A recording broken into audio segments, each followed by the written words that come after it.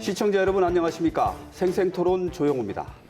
후반기 의정 활동에 나서야 할 일부 지방의회가 원구성도 하지 못한 채 파행을 겪고 있습니다.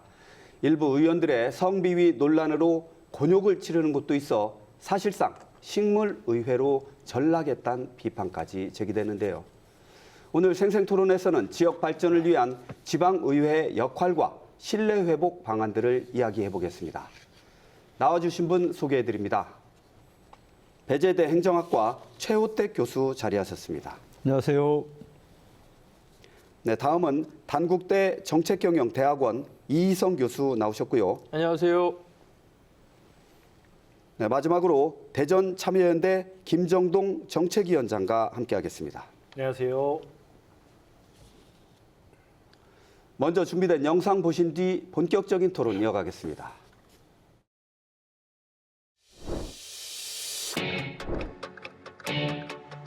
의회라는 곳이 독립기관으로 편성이 됐지만 공직사회에서 피해자가 발생했을 때 공직사회가 견제할 수 없는 부분이 큰 문제라고 생각합니다.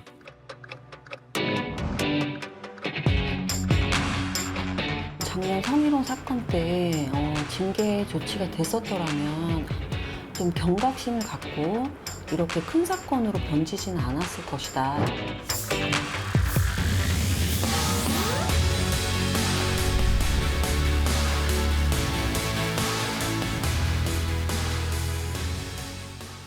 네, 영상 보셨는데요.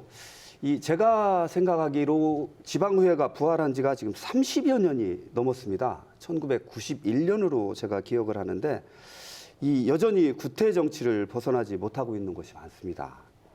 이 충청권 지방의회 곳곳에서 이제 잡음이 일어나고 있는데 먼저 대덕구의회의 경우 후반기에도 원구성에 난항을 겪으며 의정 활동을 제대로 지금 못하고 있는 상황 아니지 않습니까? 어떻게 된 일인지 좀 앞으로 전망.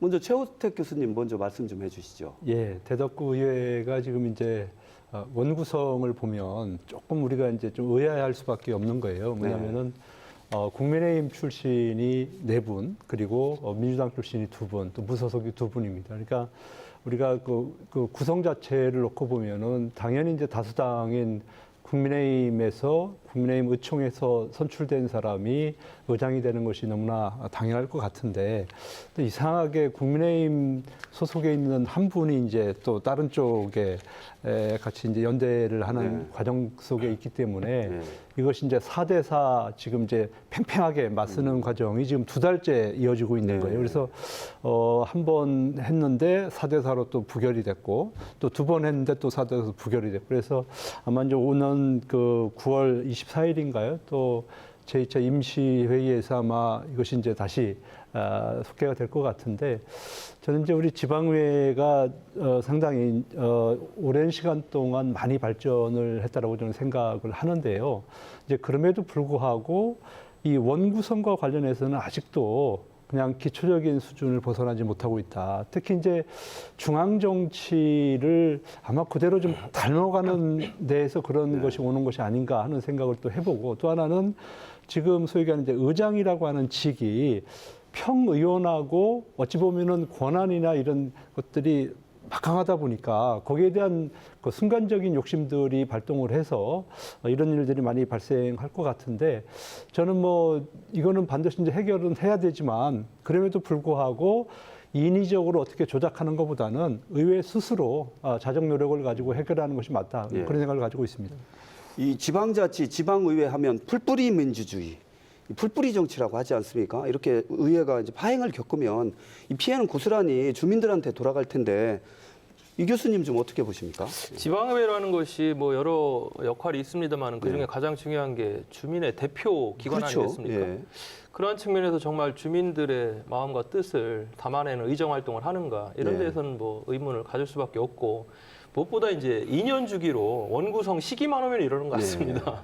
정말 민생은 뒷전이고 자리 싸움, 감투 싸움에만 치중하는 모습을 볼 수가 있는데, 그러한 이유는 말씀하신 대로 그런 어떤 의장이 됐든 위원장이 됐든 이러한 어떤 감투에 따른 부수적인 이익이 또 따라오는 것이고, 거기에는 이제 수천만에 달하는 업무 추진비라고 하는 법인 카드를 내가 가질 수 있다라는 거예요. 이런 부분에 대해서 또 아무래도 욕심을 내려놓지 못하는 이런 예. 부분들인 것 같습니다.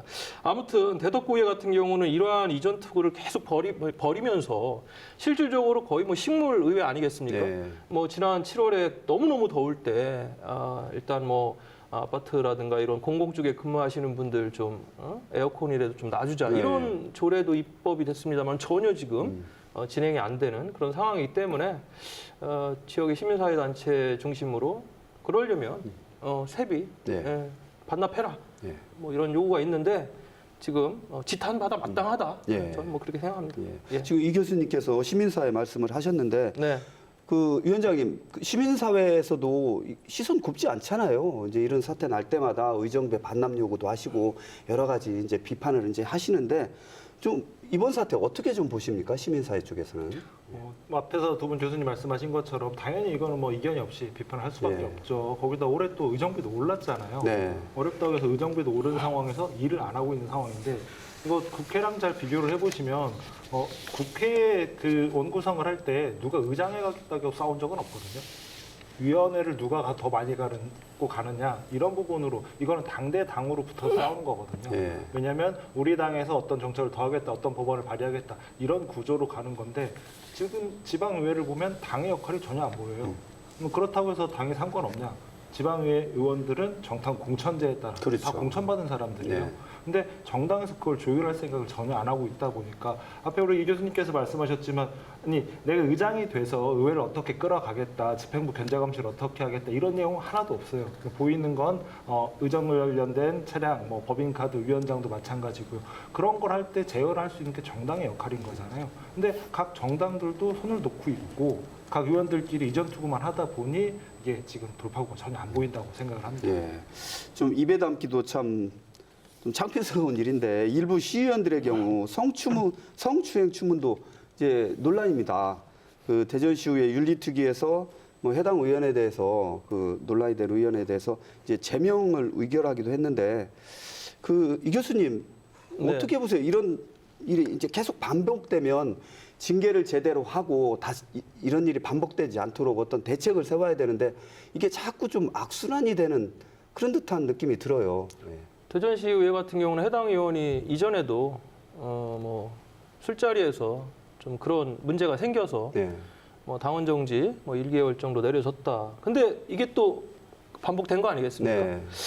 그러한 부분에 대해서 너무 솜방망이 처벌이 아닌가. 그리고 이제 이번에 윤리위원회를 개최를 해가지고 네. 제명 결정을 내렸다고 하더라고요. 네. 근데 이제 거기서도 의견이 나뉘었다고 합니다. 네. 예, 출석 정지 30일로 하자라는 의견과 제명하자. 근데 제명 쪽으로 이제 기울어졌는데 윤리위원회에서 이렇게 결정을 했더라도 실질적으로 본회의에서 그렇죠. 또 절차가 남아 있죠. 예, 제명이 돼야 되는데 의원의 3분의 2가 네. 예, 그게 이제 또 찬성을 해야 되는데 뭐 지금 보니까 3분의 2의 찬성을 얻기가 또 어렵다는 거예요. 이게 뭐 온정주의라고 해야 할까요? 네. 아니면 팔은 안으로 굽는 이런 형태가 계속 반복적으로 되는 거예요. 예. 그러니까 내가 이러한 문제를 저질러도 이러한 사건에 휘말려도 빠져나갈 수 있다.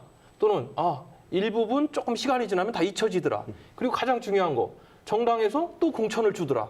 이런 것들이 반복되다 보니까 의회가 30년이 넘었지만 이런 문제가 정말 지겨울 정도로 반복되는 것 같습니다.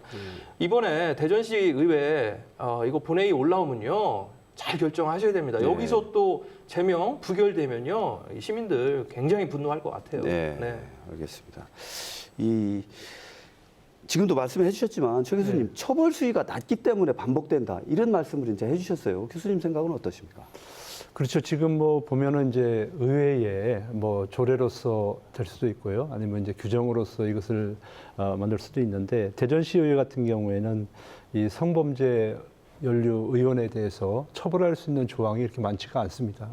그리고 이제 최근에 또 천안시도 이 문제가 있지 않습니까? 그래서 천안시 같은 경우에는 이건 이제 품위 유지 손상의 그 내용이 좀 포함되어 있어요. 그러다 보니까 이제 거의 할 수 있는 게 이제 경징계 정도밖에 할 수 없는 이제 그런 것이 이제 현실인데 네. 그래서 이런 것들이 발생하는 것은 말씀하신 대로 이런 어떤 법과 규정이 좀 약해서 저는 그럴 수도 있다라는 생각을 하고요. 또 하나는 뭐냐면 사실 우리가 이제 직장 내에 그 성교육을 좀 하거든요. 네. 근데 이제 뭐 저희도 뭐 대학에서 이제 그걸 하고 있습니다만은 그런 것들을 정확하게 이렇게 강의를 듣는 경우가 많지가 않은 것 같아요. 그러니까 형식적으로 하긴 하는데 이것이 우리가 공부해서 이렇게 하면 안 되겠다라고 하는 차원보다는 그냥 시간을 때워야 된다라고 하는 수준이기 때문에 문제가 생기는 것이 아닌가 보고요. 사실 저도 이제 그 교육을 받아보면 지금 여기서 벌어지고 있는 이런 일들이 그 다 사례라든지 그런 데 다 나와 있어요. 그래서 그대로 하면 안 된다라고 하는 것이 다 나와 있는데도 불구하고 사실 이제 그런 교육이나 이런 것들이 제대로 되지 않다 보니까 이런 일이 반복이 되는 것이 아닌가 하는 또 생각을 해보고 저는 또 하나는 지금 이제 의회에 진출하는 경로가 여러 가지가 있는데 대부분이 이제 그 소위 말하는 당협위원장들의 눈에 들어서 이제 의회에 진출을 하지 않습니까? 근데 이분들이 사전에 어떤 뭐 의회 관련된 전문적인 지식을 교육을 받았다든지 아니면 그 관련되는 학위를 뭐 취득을 했다든지 이런 분들보다는 의원이 총선에 나왔을 때 얼마나 적극적으로 도왔느냐 하는 데에 초점을 맞춰서 이제 공천이 이루어진단 말이에요. 근데 거기에서 적극적으로 활동하는 사람들이 어떤 사람들이냐면 조직을 많이 가지고 있는 분들이에요. 그러니까 산악회 활동 열심히 하시는 분들, 동네에서 계모임 열심히 하시는 분들, 이런 분들이 이제 의회에 진입을 하게 되는데 그분들 같은 경우에는 다는 그런 건 아니지만 산악회 활동할 때 보면은 또 되게 재밌게 놀면서 또 편하게도 하시거든요. 그러니까 그런 습관들이 공인이 돼서 의회에 와서도 똑같이 일어난다고 하는 거예요. 이런 것들이 문제이기 때문에 저는 차제에 이런 문제들의 원인을 정확하게 좀 분석을 하고 이것을 막을 수 있는 시스템 한번 다시 한번 점검하는 것이 필요하겠다는 생각을 합니다. 알겠습니다. 우리 위원장님께서도 이 시선 곱지 않잖아요. 아까 뭐 원구성도 이제 파행을 겪고 있고 특히 이제 성비위 이건 좀 심각한 문제 아닙니까? 그렇죠. 좀 어떻게 보세요, 좀? 저희가 이제 계속 꾸준히 좀 지적을 해왔는데요. 이거는 구조적인 문제가 일단 있습니다. 네. 예를 들면 일반 시민이 뭔가 잘못을 했을 때 그 처리가 어떻게 되냐면 경찰이 수사를 하죠. 결과에 따라서 검찰이 기소를 합니다. 그리고 판사가 판결을 내리죠. 잘잘못을 가리는 거죠. 근데 의원 같은 경우는 어떻게 되냐? 의회에서 경찰, 검찰, 판사까지 다 합니다. 이게 견제감리가 될 수가 없다는 거죠. 그래서 일단은 판단을 하려면 윤리특위를 열어야 되는데 이거 여는 것 자체가 의장이 결정하다 보니 안 여는 경우가 많았어요. 그러다 보니 징계까지 갈 일도 없었죠. 그래서 지난번 지방자치법 때 계속 뭐 시민사회에서 정치권에서 언론에서 계속 요구를 해서 이거를 민간에서 좀 자문을 할 수 있는 자문위원회를 만들긴 했어요. 근데 여전히 이것도 의장이 자문을 구해야 하는 구조가 있고요. 그리고 징계를 어떻게 내릴 것인지 시민들의 의견이 들어갈 구석이 하나도 없습니다. 어느 수준으로 갈 정도까지. 그러니까 의회가 견제와 감시를 하는 그 기관인데 그렇다면 이 의회에 대한 견제와 감시 시민들은 어떤 형식으로 그 문제를 지적할 것인가에 대해서 전혀 구조가 없다는 거고요. 또 하나는 그 일각에서는 이런 거는 법원의 판단에 따르면 되는 거 아니냐. 정치와 법원의 영역은 분명히 다르다고 생각을 하거든요. 어차피 법원에서 근거 이상 형 나오면 면직입니다. 그렇죠. 그러니까 예를 들면 지방공무원 예를 들어보고 싶어요. 지방공무원 같은 경우에는 기소만 되면 형사 관련해서 기소만 되면 면직이에요. 근데 전 적어도 지방의원이라면 시민을 대표하는 의원이라면 그보다는 더 높은 윤리적, 정치적 이식이 있어야 된다고 생각을 하는 거죠. 그렇다면 지금 단계에서는 그에 걸맞는 이성 교수님도 말씀하셨지만 이번에 의회의 자정 능력을 보여줄 기회라고 생각을 합니다. 네, 지금 중요한 말씀을 다 해주셨는데요. 이 모든 의원들이 다 그런 것은 아닙니다. 이제 일부 이제 문제가 되는 의원님들께서 이렇게 행동을 하시고 이런 결과가 나오니까 이제 문제가 되는데 지금까지 말씀 나눠본 걸로 보면은 이 도덕적 해이, 이 도를 넘었다 이렇게 판단해도 일부 의원들의 경우 뭐 문제가 없을 것 같아요.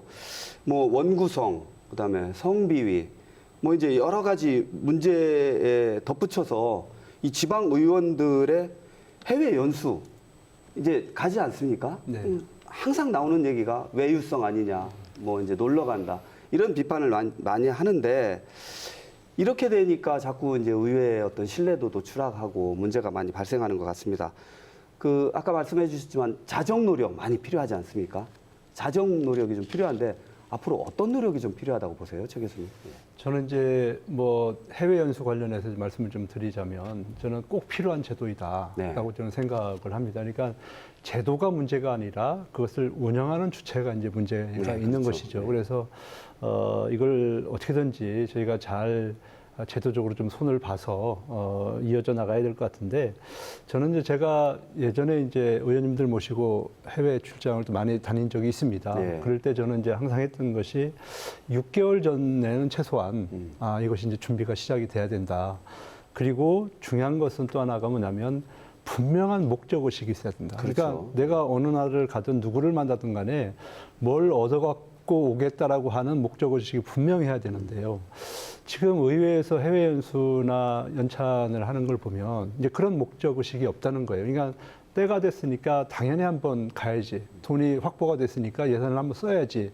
이제 이런 차원이다 보니까 문제가 생길 것 같은데. 그래서 그리고 이제 이런 해외 연수를 가기 위해서는 이제 해외 공무 연수 심의위원회가 있습니다. 예. 거기에 보면 어떤 의회 같은 경우에는 의회 의원이 위원장을 하는 경우도 있고요. 또 어디 같은 경우에는 또 민간이 하는 경우가 있는데 대부분 문제가 되는 것이 의원들이 과반이 넘는 이제 그런 의회 같은 경우에는 꼭 문제가 생깁니다. 그래서 이것들도 한번 차제에 좀 점검할 필요가 있겠다는 생각을 하고 또 우리가 해외 연수 같은 경우에는 이제 어디로 가고자 하는 나라가 정해지면 우리가 이제 궁금한 사항들을 미리 이제 질문을 던지게 되는 네. 거거든요. 그래서 담당자들하고 소통을 하고 우리가 그쪽에 방문했을 때 현장까지 같이 어울려서 우리가 이제 원하는 것을 구해야 되는데 대부분 의회 연수를 이제 해외로 가겠다고 그러는데 담당자 연락처가 없어요.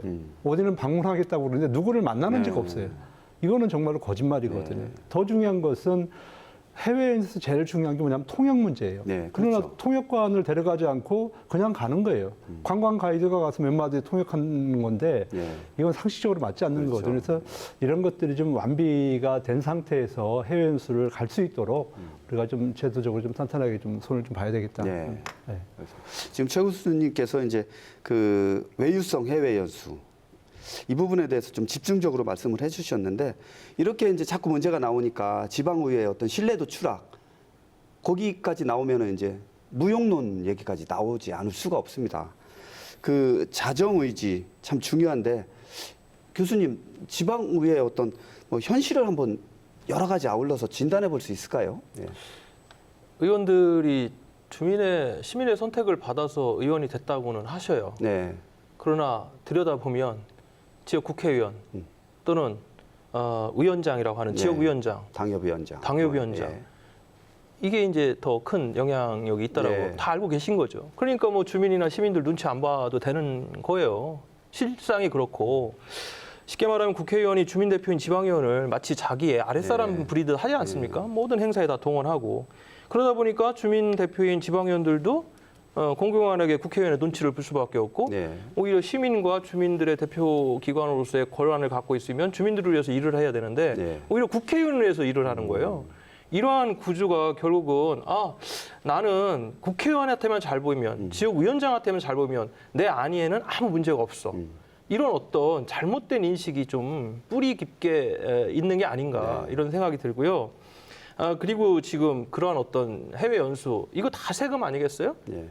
국민 돈이고 시민 돈인데 자기 주머니 쌈짓돈으로 생각을 하는 거예요. 이러니까 가서 관광을 하든 연수가 아닌 다른 형태 뭐 음주를 하든 이런 거에 대해서 전혀 도덕적으로 무감각해지는 게 아닌가 이런 생각이 좀 듭니다. 예.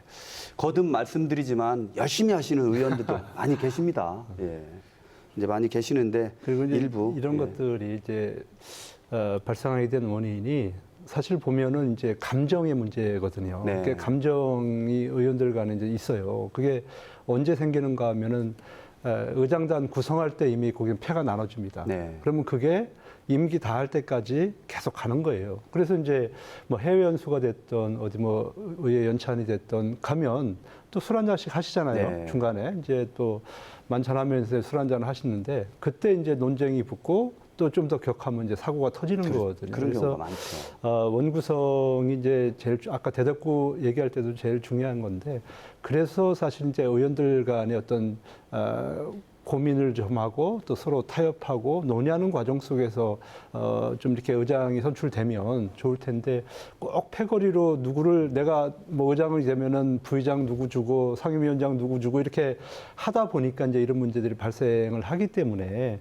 정말로 지금 점검하지 않으면 의회가 앞으로 국민들에게 더 실망을 줄 수가 있어요. 왜냐하면 지금 의회의 권한이 상당히 막강해졌어요. 네. 예, 그러니까 2020년에 지방자치법 전부 개정이 되면서 거기에 의회가 인사권 독립이 되었고요. 또 스스로 보좌할 수 있는 인력까지도 지금 생기고 있거든요. 예, 또 뭐 여러 가지 이제 권한들이 생겼기 때문에 지금 틀을 잘 잡지 않으면 앞으로 지방의회는 계속 국민들에게 지탄을 받을 수 있기 때문에 차제에 저는 확실한 시스템을 좀 갖추는 게 필요하다. 네. 저는 이렇게 보고 있습니다. 네, 알겠습니다. 우리 김정동 위원장님께서는 시민사회에 계시니까 더 날카로운 시선으로 지방의회라든지 중앙의회, 뭐 지방정부, 중앙정부 더 날카로운 시선으로 보시지 않습니까? 지방의회 현실 어떻게 진단하고 계세요?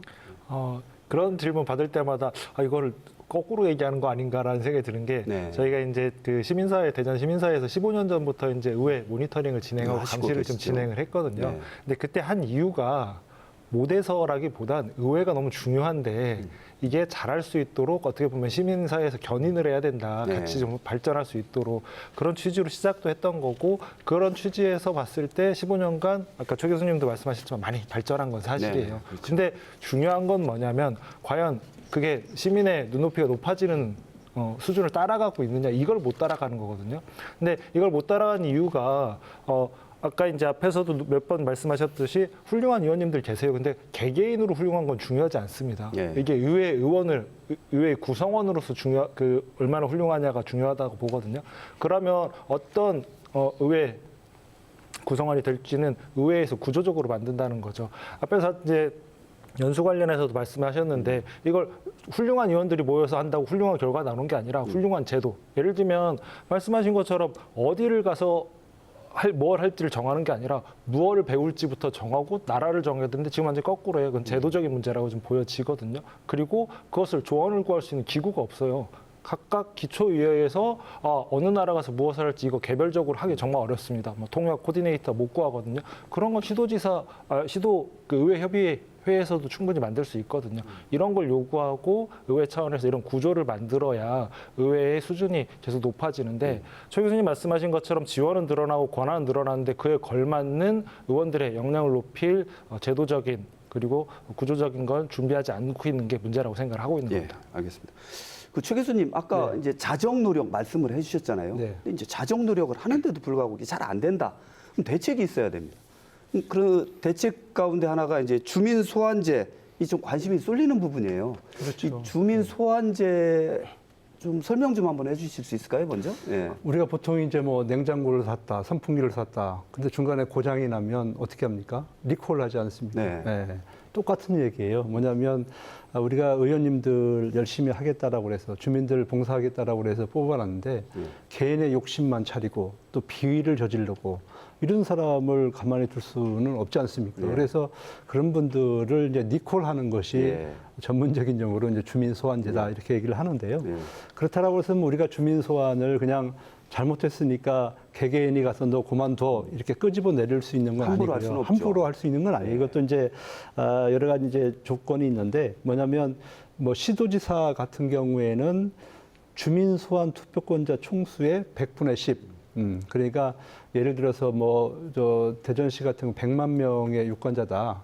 그러면 10만 명 정도가 연서명을 하면 이제 투표를 할 수 있도록 이렇게 되는 거고요. 그다음에 시군 구청장 같은 경우에는 100분의 15입니다. 그리고 지방의원 같은 경우에는 100분의 20 정도가 이제 연서명을 하면 주민 소환을 하기 위한 투표를 진행할 수 있도록 되어 있고요.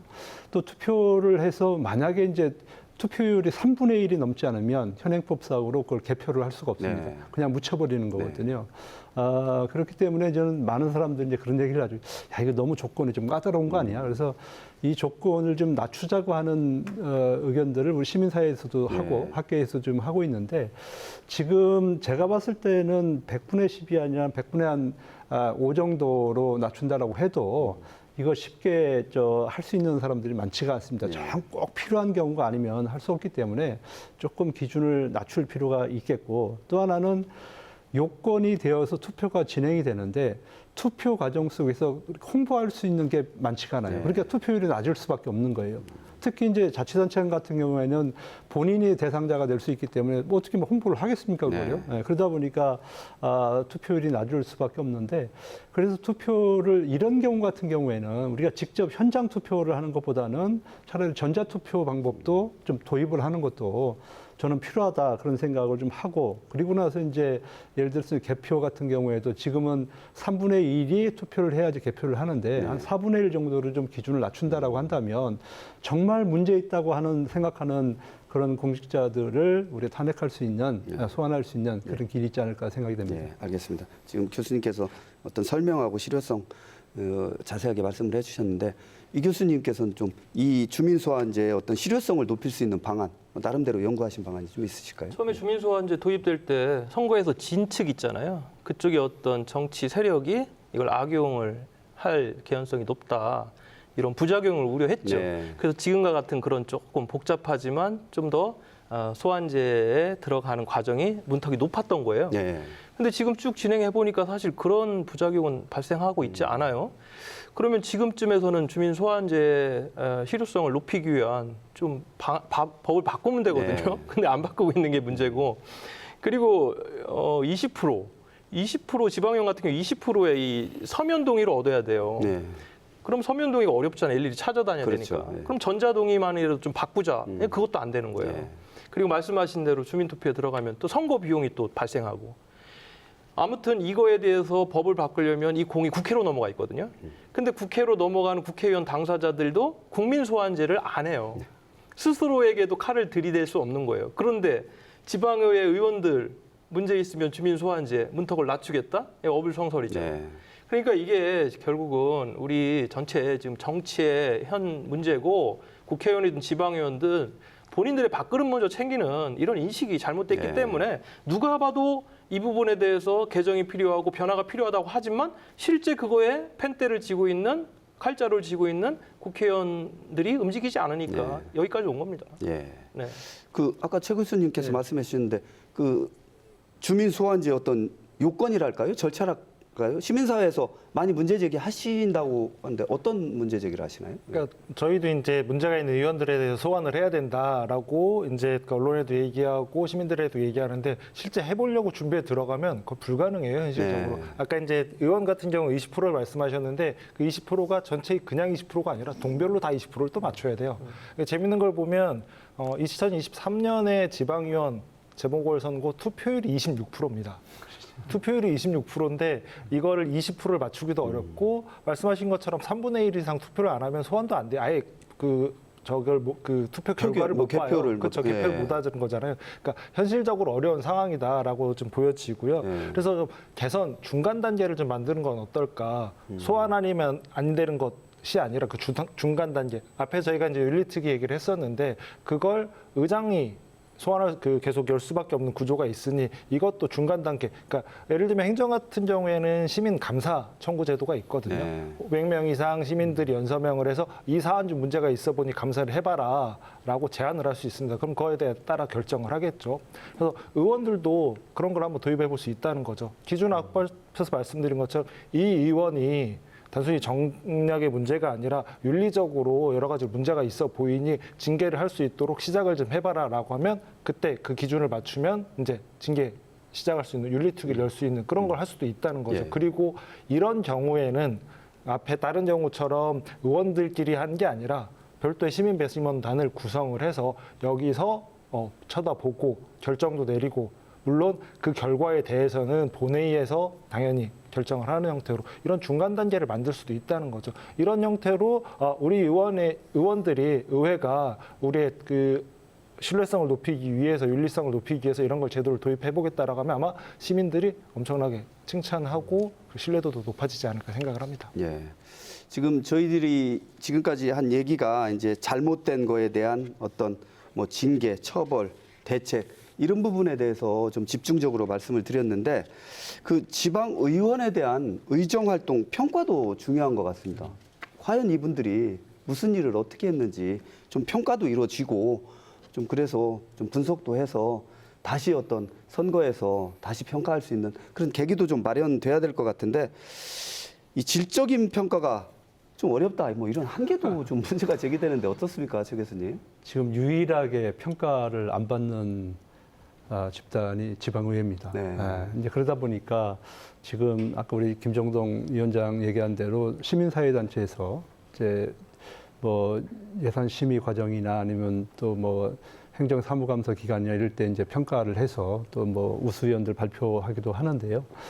근데 지금 이제 제가 생각할 때는 모든 조직, 그러니까 특히 이제 저희가 소속해 있는 대학 같은 경우에도 대학을 우리가 이제 우리 그 교수들을 평가할 때는 저희 대학 같은 경우는 세 가지를 놓고 평가를 합니다. 얼마나 교육을 잘하는지, 얼마나 연구를 잘하는지, 또 하나는 지역사회에 얼마나 봉사를 하는지, 이 세 가지 틀을 만들어 놓고 거기에다 우리가 이제 스스로 성과를 입력하도록 되어 있거든요. 근데 지방의회 같은 경우에는 스스로 뭔가를 입력해서 평가를 받는 경우는 없습니다. 왜냐하면은 여기는 이제 급여 시스템 자체가 그냥 일정하게 올리고 일정하게 n분의 1로 나눠서 지금 받는 그런 시스템이다 보니까 이렇게 될 것 같은데요. 지방의회도 진짜 젊고 유능하고 열심히 하시는 분들이 있거든요. 그렇죠. 그런가 하면은 또 그렇지 않은 분들, 밤에 또 술 드시면서 지역 주민들하고 같이 어울려서 다니시는 분도 또 있고, 근데 똑같이 의정 활동을 하니까 똑같이 월급을 받고 이제 그렇게 되는 거예요. 그래서 이제 저는 이제 문제라고 저는 생각을 하는 거고, 그래서 저는 좀 스스로 평가를 할 수 있는 시스템을 좀 갖춰서 본인들이 한 노력 정도를 입력을 하고, 그리고 최종적으로는 그것을 좀 데이터를 가지고서 스스로 이제 뭐 예를 들어 인센티브나 이런 것들을 좀 나눠가 줄 수 있도록 좀 하고, 이렇게 하다 보면 나도 더 열심히 하게 되고 오히려 또 주민들에게 그런 성과나 이런 것들이 또 자랑거리가 돼서 나중에 또 선거할 때도 도움이 될 수 있지 않겠습니까? 그래서 저는 이런 제도가 좀 필요하지 않느냐 하는 생각을 해보고, 한 가지만 더 말씀드리면 정당에서도 저는 평가를 해야 된다. 그래서 다음에 공천을 할 때 충성도가 문제가 아니라 얼마나 의정활동을 많이 했는지, 그러니까 충성도도 봐야죠. 정당 공천을 하니까. 근데 얼마나 의정 활동을 많이 했는지 그런 실적도 좀 반영을 해서 공천을 해야 되기 때문에 저는 반드시 기준을 가지고 평가해야 된다는 생각을 가지고 알겠습니다. 이 교수님께서도 네. 이 평가에 대해서 좀 하실 말씀이 많으실 지금 것 뭐 같아요. 양적 평가밖에 없잖아요. 예. 조례 몇 건 했냐, 그리고 이제 구정 시정 질의 건수 뭐 이것밖에 없으니까, 그러다 보니까 질적 평가는 차치하고 해도 이 양적 평가에서 부작용이 상당히 많아요. 왜냐하면 쓸데없는 조례를 많이 만듭니다. 건수를 늘리시고. 그렇습니다. 예. 오히려 더 그게 우리 지역사회에 불편을 주는 조례들 상당수 있고요. 예. 그리고 또 하나는 상위법에 의해서만 조례가 바뀔 수 있어요. 그러다 보니까 상위법이 개정되면 자연스럽게 조례가 개정돼야 되는 것들이 있어요. 그런 데는 또 의원들이 막 몰려들어요. 네. 빨리 건수 채우려고. 이런 부분으로, 그리고 실질적으로 굉장히 큰 고민 가운데 제대로 된 조례를 하나 만든 그런 의원들은 또 평가를 못 받는 거예요. 그러니까 이거는 질적 평가를 우리가 얘기하지만 지금 현재 양적 평가 시스템부터 문제가 발생하는 겁니다. 그런 부분들을 우리가 지켜봐야 되고, 그리고 의원들이 그 주민 대표기관 의회가, 그다음에 이제 입법기관, 또 의결기관, 또 마지막으로 이제 행정을 감시 견제하는 네. 이 네 가지가 가장 중요한 의회의 기능 아니겠습니까? 그렇죠. 그렇다면 이 네 가지의 기능에 따른 평가 체계를 만드는 게 중요하고, 저는 그 중에서 가장 중요한 게 주민의 대표로서 과연 주민들과 어떻게 소통하고 주민들과 어떠한 스킨십을 하는지, 이러한 부분들을 제일 먼저 질적 평가의 어떤 시스템으로 넣어야 된다. 저는 그렇게 생각합니다. 예, 알겠습니다. 위원장님께서는 시민사회에서 아까 의정활동 모니터링 뭐 이런 제도도 운영하고 계시잖아요. 네. 어떻게 보십니까? 예. 우리 이 교수님이 그 아픈 얘기를 해주셨는데 네. 양적 평가의 한계에 대해서 네. 저희도 공감하죠. 근데 초반 시작했을 때는 그것조차 없어서 일단 양이라도 좀 계측을 해보자. 그것 네. 따라 평가를 했더니 그냥 그 토시 하나 바꾸는 걸로 채우는 분들도 있고, 근데 그나마 그거라도 좀 하려고 하고 시정질이라도 하려고 하고 행감 때 발언이라도 한 번 더 하려고 하는 그런 게 보이더라고요. 확실히 가서 지켜보니까. 이제는 그러면 두 분 말씀하신 것처럼 질적으로 어떻게 높일 수 있는 방안을 찾을 것이냐라는 건데요. 저는 이걸 누가 만들어야 되냐고 하면 의회에서 구조적으로 만들어야 된다고 생각합니다. 저희가 이제 모니터링을 해보지만 결국엔 필요한 거는 인력과 예산이거든요. 그거를 민간에서 할 수도 있겠지만 저는 예산을 의회에서 공식적으로 이런 걸 할 수 있는 평가 틀을 만들고 평가를 할 수 있는 체계를 만들겠다. 그래서 지역에 이런 물론 전문가분들, 뭐 언론인, 시민사회 같이 모아서 그리고 의원들도 같이 참여할 수 있다고 생각하거든요. 무엇을 가지고 평가할 것인가, 그리고 이걸 가지고 평가하자. 여기 들어간 예산은 의회에서 하겠다. 그리고 우리 의회가 이렇게 열심히 일하고 있다는 것을 시민들에게 홍보하겠다라는 것까지 이어진다면 의회가 제도적으로 의회 의원들의 활동을 지원하는 게 되는 거거든요. 저는 그런 구조를 의회에서 나서서 해야 될 수밖에 없다고 예. 봅니다. 예. 그러니까 우리가 이제 조례를 이제 많이 만들잖아요. 네. 많이 만드는데 사실 조례가 법을 바꾸는 경우도 있어요. 예를 들자면 이제 1992년도 의회가 막 시작되고 난 다음에 청주시에서 그 박종구 의원이라는 분이 행정정보 공개 조례안이라고 하는 걸 만들었어요. 네. 근데 그것이 만들어지고 나서 자치단체가 그것을 도입을 하게 되고 또 타 기관에서 그것을 도입하게 되고 결과적으로는 대한민국의 모든 법이 다 바뀐 사례가 있거든요. 네. 사실 이제 이런 사례들, 이런 양질의 조례들이 여러 건 나왔을 때 결과적으로는 중앙에 있는 사람들이 지방의회도 좀 하네? 우리가 뭘 좀 바뀌어도 되겠네?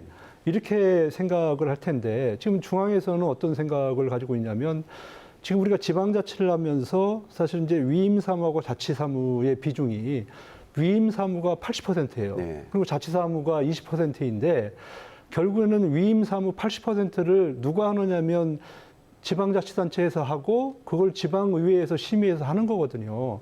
그렇게 봤을 때 사실은 지방도 능력이 있는데 이런 양질의 건들이 부족하다 보니까 아직도 일은 하고 있지만은 중앙에서는 지방을 인정하지 않으려고 한다. 그러다 보니까 지금 헌법 개정도 안 되는 거예요. 우리가 이제 개정하고 하는 것이 지방 분권형 개헌을 좀 얘기하고 있는 거거든요. 지금은 지금 헌법에 딱 2개 조항 117조, 118조 가지고서 지금 지방자치를 운영하는 거거든요. 네. 그렇게 해서는 안 된다는 거죠. 그러니까 총강부터 대한민국은 예를 들어 지방 분권 국가를 지향한다. 뭐 이런 내용도 들어가 있어야 되고 전체의 어떤 그 조문항에도 지방자치와 관련되는 내용들이 뭐 절반 이상은 좀 들어가 있어야 될 것 같은데 그렇게 안 되는 이유 중에 하나가 바로 이런 양질의 어떤 그 의정 활동이나 양질의 행정 서비스가 잘 안 되다 보니까 중앙에서는 아직도 지방을 믿고자 하는 노력들이 좀 부족한 것이 아닌가 저는 예. 이렇게 보여집니다. 알겠습니다. 저희가 지금까지 이제 문제, 대책, 처벌 뭐 좀 안 좋은 얘기를 나눴는데 뭐 계속 이대로 갈 수는 없지 않습니까? 이제 성숙한 지방자치, 성숙한 지방의회의 활성화 방안에 대해서도 좀 얘기를 나눠봐야 될 텐데요. 최 교수님 계속해서 예. 이 지방의회의 어떤 활성화 방안, 시민들 기대에 뭐 부응할 수 있는 앞으로 방향성 한번 제시 좀 해주시죠. 저는 기본적으로 기초의회 같은 경우는 정당 공천제를 지금 이제 중단하는 것이 맞다. 네. 그런 생각을 하고 있는데요. 이 정당 공천제가 2006년도에 사실은 이제 무보수 명예직이 유급제로 바뀌는 과정 속에서 맞트레이드된 그런 네. 케이스거든요. 그러니까 정치권에서는 정당 공천을 가져가고 지방의회는 이제 월급을 가져가는 거예요. 바꿔서 이런 제도가 생겨나게 되는데 제가 왜 정당 공천제가 지금 현재 문제가 있다고 말씀을 드리는가 하면 통계적으로 보면 우리나라의 정당의 수명이 3년을 넘지를 못합니다. 그렇죠. 예. 근데 임기가 지금 4년이잖아요. 그러면 정당에서 지방의원을 뭘 통제를 하겠다는 거예요? 뭘 책임을 지겠다는 거예요? 책임질 수 없는 구조예요. 그러니까 외국 선진국 같은 경우에는 정당의 역사라든지 이런 것들이 오래됐기 때문에 책임 정치를 실현할 수 있지만 대한민국은 정당의 수명이 3년이 채 안 돼요. 근데 누구를 책임진다는 얘기예요. 그래서 책임 정치를 할 수 있는 저는 기초의원에 대한 정당 공천은 대한민국의 정치가 성숙될 때까지 저는 중단하는 게 맞겠다는 생각을 좀 가지고 있고 예. 또 하나는 뭐냐면은 지금 의회에서 연수를 많이들 하고 있어요. 아까 네. 얘기한 대로 이제 해외 연수라든지 또 국내 연수라든지 이런 것들을 좀 하고 있는데 진짜 분명한 목적 의식을 가지고 그리고 단기간에 연수를 하는 것이 아니라 긴 호흡을 가지고서 긴 계획을 가지고서 저 연수를 좀 진행하는 것이 장기적으로 지방의회가 발전하는 네. 첫걸음이 되는 것이 아닌가 이렇게 생각을 하고 있습니다. 알겠습니다. 이 교수님 계속해서 이 성숙한 지방의회 어떤 방향성을 위한 과제 좀 짚어주신다면 어떤 걸 제언하실 수 있을까요? 우리보다 이제 지방자치가 먼저 도입돼서 정착된 선진국, 뭐 영국이라든가 독일 이런 국가들은 사실은 지방자치 자체가 지방의회입니다. 네. 예, 우리는 이제 지방자치단체와 지방의회, 그러니까 기관이 양립되는 대립형 구조를 갖고 있는 거예요. 그러면 이게 균형감을 이루려면은 두 기관의 힘이 비슷해야 되잖아요. 근데 우리는 지방자치가 너무 커요. 지방의회는 거의 감시, 견제 못하고, 왜 그 중에 하나가 이제 예산에 대한 모든 그 지방의회를 운영하는 모든 경비가 다 행정 이쪽에 지방자치단체가 있단 말이죠. 네. 인사권도 다 이쪽에 가 있죠. 일부는 이제 이쪽으로 넘어왔지만. 그래서 이제 지방의회법을 제정을 통해 가지고 이런 어떤 상권 분립이라고 해야 될까요? 이런 어떤 체계를 만들어 가자. 여기에는 다 동의를 하죠. 다 동의를 하는데 그런 전제 과정에서 우리가 앞서 얘기했던 그럼 지방의회가 이 정도의 권한을 주었을 때 잘 갈 수 있느냐. 그리고 또 정당공천제라는 그 시스템 안에서 제대로 된 역할을 할 수 있느냐. 이 부분이 이제 항상 부딪히는 거죠. 네. 그래서 저는 이제 뭐가 먼저다, 뭐가 나중이다 이런 걸 떠나가지고요. 제도적인 부분부터 좀 손을 봐야 되지 않을까. 그래서 저는 이제 지방의회법 이 부분에 대해서는 좀 찬성을 하는 입장이고 그 부분은 좀 제도했으면 좋겠습니다. 예, 알겠습니다. 우리 위원장님, 그 시민사회에서 보시기에는 우리 주민의 삶의 질을 바꾸는 정치, 내 삶을 바꾸는 뭐 선택, 선거 때마다 나오는 얘기, 내 삶의 질을 향상시킬 수 있는 그런 제도, 정치가 좀 필요한 거 아닙니까? 그런 거를 위해서 지방의회가 어떤 역할을 좀 해야 된다고 보세요? 저는 이제 옆에서 말씀하신 이제 최 교수님하고 좀 생각이 좀 다른 부분이 네. 있는데요.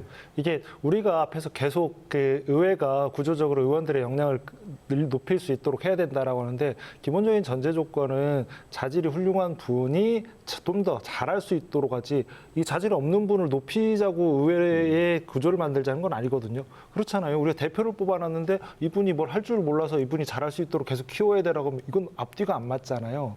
그래서 계속 그 얘기하는 게 저는 오히려 정당이 특히 지역에서 정당이 역할을 제대로 안 하고 있다. 이 부분을 오히려 지속적으로 좀 비판하고 제대로 된 의원들이 나올 수 있도록 정당의 역할이 일단 우선적으로 좀 중요하다고 좀 보여지고요. 예. 그 후에 의회로 들어와서 제대로 할 수 있도록 지원하는 지금 뭐 정책보좌관도 좀 더 생기고 여전히 부족한 건 현실이지만요. 그리고 좀 더 다양한 연찬이나 아니면 역량을 높일 수 있는 제도들을 만들어 나가는 것들을 같이 병행하는 게 결국 핵심이 아닐까. 그리고 무엇보다 의원들은 결국 쳐다보니까 바뀌더라고요. 예. 저희도 그렇고 언론도 그렇고 지켜보면 누가 보고 있으면 좀 더 잘하려고 하지 나쁜 짓은 최소한 못 하거든요. 네. 그런 시민과 언론의 관심이 좀 더 커져야 되지 않나라는 생각도 해봅니다. 예, 알겠습니다. 지금 이희성 교수님께서 지방의회법 간단하게 말씀을 해주셨는데 최 교수님, 네. 그 지방의회법 제정의 필요성과 이 방향 어떤 견해 좀 갖고 계시죠? 제가 이제 아까도 말씀드렸습니다만 2020년에 지방자치법 전부 개정안이 통과가 되었는데 그래서 2022년 1월 13일부터 이것이 시행이 됐어요. 근데 이제 지방의회도 조금 변화는 있긴 하지만 그럼에도 불구하고 지방의회는 이제 의결기관이자 이제 통제기관이거든요. 여기에 맞는 어떤 권한이라든지 자율성 이런 것들이 거기에 지금 담보를 못 받는 거예요. 특히 이제 예산 편성 관련해서는 아직도 권한이 없는 거고요. 또 인사 조직권에 대해서는 또 아직도 권한이 없어요. 그래서 지방의회 특히 이제 그 시군 자치구 의장 협의회가 있습니다. 전국에. 네. 그 협의회가 226개의 지금 이제 의장님들이 모여서 만들어진 단체인데 거기에서 지금 수년 동안 지속적으로 제안하는 것이 바로 이제 지방의회법이에요. 이걸 만들어서 우리도 그러니까 지방자치법의 하나의 장으로 우리가 지방의회가 구성되는 것이 아니라 우리도 독자적으로 지방의정이 활성화될 수 있도록 독자적인 법이 필요하다 해서 지금 계속 노력을 하고 있고 저도 뭐 우리 이제 학자들에도 그 이견이 좀 나눠져요. 그러니까 지방자치법인데 뭘 또 지방의회법을 또 만드느냐 이런 얘기를 해요. 그러니까 지방자치법을 보강하면 되지 이런 얘기도 있기는 한데 그러나 이제 지방의회를 공부를 하다 보면 아무래도 우리는 이제 기관 대립형이다 보니까 지방의회에 대한 그러니까 전문적인 어떤 그 지방의회법 이런 것들이 좀 필요하지 않느냐 이런 생각을 좀 가지고 있습니다. 이 교수님 계속해서 보충해 주실 부분 있으실까요? 네. 뭐 이전에도 계속 지속적으로 이제 제기를 했지만 21대 국회에서 4건의 법안이 발의됐더라고요. 네. 근데 그게 대해서 진전이 전혀 없었어요. 네. 아무래도 이제 뭐 지방자치를 개선하자는 목소리는 뭐 크게 계속 나오지만 그거에 대한 제도화는 여러 가지 이해관계가 상충된 것 같고요. 그리고 말씀하신 대로 이러한 어떤 제도화의 목소리만 높일 것이 아니라 지방의회가 그러한 명분을 스스로 좀 만들어 가는 것이 중요하다고 생각이 듭니다. 알겠습니다. 위원장님, 지방의회법 제정 어떤 견해 갖고 계시죠? 우리 시민사회에서는? 뭐 시민사회라기보다는 제 개인적인 네. 생각인데요. 저는 앞에 두 분 교수님하고 좀 생각이 좀 다른 부분이 네. 있습니다. 아까 말씀하신 것처럼 지방자치법은 주민, 집행부, 지방의회에 대해서 이제 설명하는 그리고 거기에 대해 규정하는 법률인데요. 오히려 제일 중요한 주민이 맨 앞에 있거든요. 의회가 빠지는 게 적절한 거냐라는 것이 일단 하나가 있는 거고, 그리고 21대에 발의된 지방의회법을 보면 지금 있는 지방자치법에서 의회 부분을 그대로 드러낸 수준에 지나지 않는다. 네. 그리고 물론 예산권에 대한 것도 있는데 그것도 예산을 직접 편성이 아니라 편성해서 자치단체장에 주면 자치단체장이 결국 이걸 존중하는 정도. 이걸로 큰 의미가 있을까라는 네. 생각인 거고요. 네. 그러면 본질적으로 지방자치법에 그러면은 기관 구성을 이성 교수님 말씀하신 것처럼 강 집행부 야기회가 아니라 의회에서 집행도 할 수 있도록 바꿀 수 있어요. 주민투표를 통해서. 근데 과연 시민들이 그걸 받아들일 수 있는 수준이 됐느냐? 이건 또 다른 얘기거든요. 네. 그런 방식으로 의회를 강화하는 방법도 있고, 무엇보다 언급하신 것처럼 이렇게 권한이 강화됐을 때는 그만큼의 신뢰를 얻을 수 있는 방안들에 대해서 모색을 해야 되는데, 예를 들면 적어도 다른 모든 공직자들이 영리행위는 다 금지가 돼 있는데 지방의원만 그런 게 없어요. 지방의회법을 만들겠다면 적어도 그런 내용 정도는 넣으면서 우리가 좀 더 열심히 해보겠다라는 것도 없이 권한만 달라고 하면 저는 조금 부정적입니다. 네, 그렇죠. 네, 지금까지 좋은 말씀 많이 해주셨는데요.